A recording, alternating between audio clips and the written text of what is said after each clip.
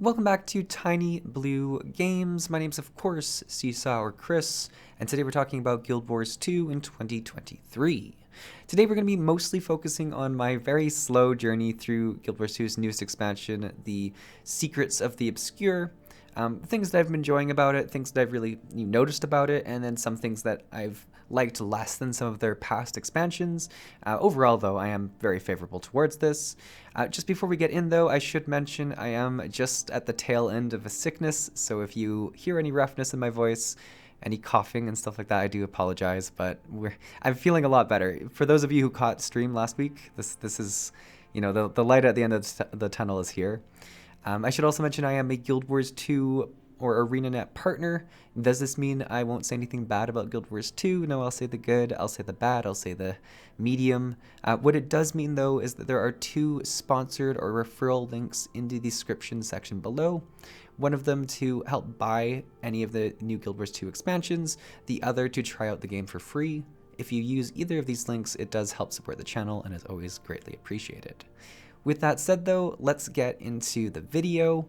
The obvious thing here is compared to, I'm sure, all of or 99% of the Guild Wars 2 content creators, I am extremely casual at this game. I play, a couple times a month, and because of that, I am way behind the curve of people who've probably completed this in the first couple days. Even people who aren't content creators, I'm sure, have blown past and finished the expansion content at this point. With that said, though, my leisurely pace has really made for quite an enjoyment of the expansion. Every time I log in, there is stuff to do, which is super cool. And at this point, I'm just kind of exploring my way through the first map and getting towards the Wizard's Tower, which obviously is one of the most interesting parts of the expansion. It's something that's been a big mystery in Guild Wars 2 for a long time, and it's kind of the place I'm most excited to get to. But before we get there, let's talk a bit about the first map. Now, I've talked a bit about this throughout my streams as we've explored the different zones, but I wanted to do a dedicated kind of recap of how much I've enjoyed it. And I think I've enjoyed it a reasonable amount, like medium is what I'd say. What I do really like about it is it feels very varied. Like there's a lot of different types of content, which comes with the fact that you have kind of like different islands that are very thematically different, and they're put together and stitched together in this different way. I really like the fact that it feels like a hill that you're climbing. Like it's a very challenging place to navigate when you first get there, and then as you learn more skills with your different mounts and stuff like that, and obviously unlock different waypoints, it becomes much more manageable to get around the map very quickly. And I think that's one of the best map designs for MMORPGs, where it's very difficult and interesting to explore at the start, and then becomes very easy to use once you're, repeating events and stuff like that and just trying to farm things. So I think that's a really good look, and I really enjoy that. The last part is kind of a double-edged blade here, where it's kind of a point in the positive direction and negative direction for me. Obviously, the different islands are themed after different zones and kind of different expansions of the game. I think it's really cool because you get to see some of your favorite enemies again, sort of pulled into this map. But it also, at the same time, kind of feels like, a little bit less new stuff than you might expect.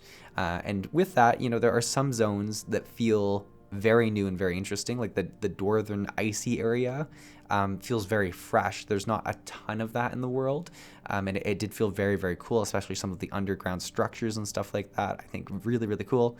Whereas maybe more of the deserty Maguma areas, those kind of feel like, okay, yeah, I've done this in other expansions. I've had like 4 maps that look like this. I don't know how much I need just like an island that feels like this in this new expansion. So there's a little bit about that. I don't think like you could get to the point where like, oh, it's reusing assets, it's kind of lazy. It doesn't feel lazy to me. I think it just feels like a good mix of different areas. And kind of back to my very original point, it gives you a wide variety of experiences in the one map that you're going to be spending a lot of time in. I'm, like I say, I've been playing pretty casually, but I've been in this one map pretty much the entire time I've been doing the expansion so far. So you're going to spend some time there. And that kind of leads us to the next point. One of the big things Guild Wars 2 really likes doing, and they've kept doing it, is having steps in the story that require you to go and do different events and stuff in the map to progress it a little bit. And this is nice because it does force you to explore the map, but it can become quite tedious when it's like, oh, just go and do some events or something, and you're kind of just grinding away at like these portals and stuff like that, and they become sometimes a little bit less fun and more of a chore just to continue the story and see where it's going. The one exception to this, though, is the one kind of leading up to the Wizard's Tower, where you do have a similar bar you need to fill with events, but I was fortunate enough to line up with an event that was all about unlocking the way to the Wizard's Tower. We do this really, really cool event where we're working with Moban and I think Lear is his name, and we're trying to forge like a key. We're trying to, protect Lear's mind and stuff like that.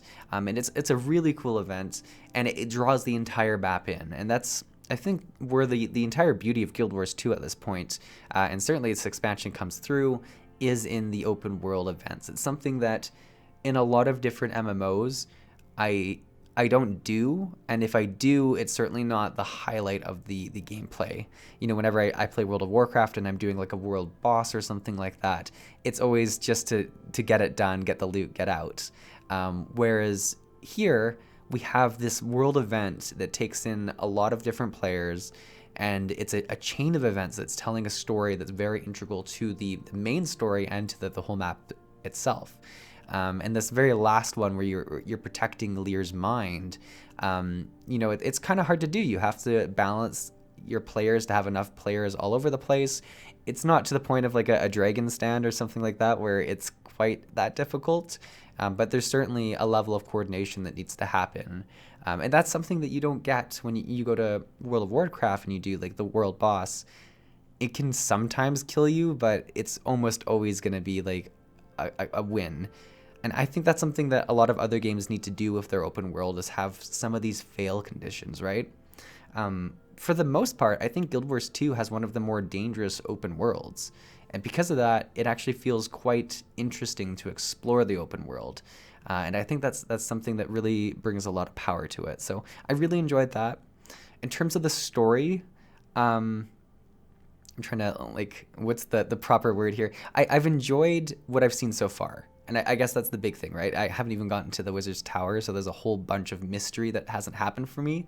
I think that the biggest jarring thing is that we are very much not interacting with a lot of the main characters that we are used to interacting with. We don't have Timey, we don't have Bram, we don't have any of the main cast that we've brought to a lot of our other expansions. Typically, we don't bring all of them to every expansion, but we bring a few characters that are going to be key. This one, it kind of feels like we've brought none of our, more current characters. We have Zoja, who's a blast from the past, and then a lot of new characters, which is powerful in itself. And I think that kind of comes with the whole, we're starting a new story beyond the Elder Dragon cycle and stuff like that. Like, there's going to be some new characters introduced, and we have heard from our other characters. It's not like they're just completely cut off or something like that. But I think that's one of the things that feels the most different in this expansion. Whereas a lot of the past ones, you've come to rely on these characters interacting with things in the ways they do. You've become more used to them. So it's been kind of interesting. One of the characters I really, really like is Richik or something like that. I don't know if I'm pronouncing it perfectly, but she's a Skrit who's really smart. And we kind of get introduced to her right away, and it's interesting because you're like, wait, why is this Skrit actually like one of the main characters that's talking to us? And then as you go and explore and learn more from her, you do learn why she's smart. She's got, and light spoilers here, but she has a backstory where she was trapped in like an Azure trap of some sort. And they did some experiments on her, and she became a smart Skrit who no longer fit in with the other Skrit that were all about their shiny objects. And so she travels around here, which is a really cool character. And I don't know. I do enjoy when new characters stand out like that and make the story interesting, because I am interested to see how they react to the different events that are happening.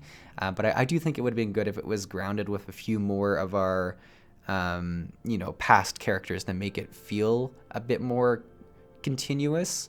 And that might happen as we progress the story. Maybe we get to the Wizard's Tower and we bring in some of our old friends, and then we progress even further. But yeah, I just wanted to give a quick update. I know I've done a ton of I've done a few streams for the new expansion, but I haven't done a ton of videos. This moment here of just kind of doing events and progressing my way through the map felt like a good time to do a video, and I'm sure we'll do a stream as we enter into the Wizard's Tower and explore what's there for us to see. But yeah, hopefully you enjoyed this video. Hopefully my voice wasn't too rough for this, and hopefully I'm completely done this illness by the next stream and ready to go. But thanks for watching. I'll see you in the next one. Have a great rest of your day. Bye.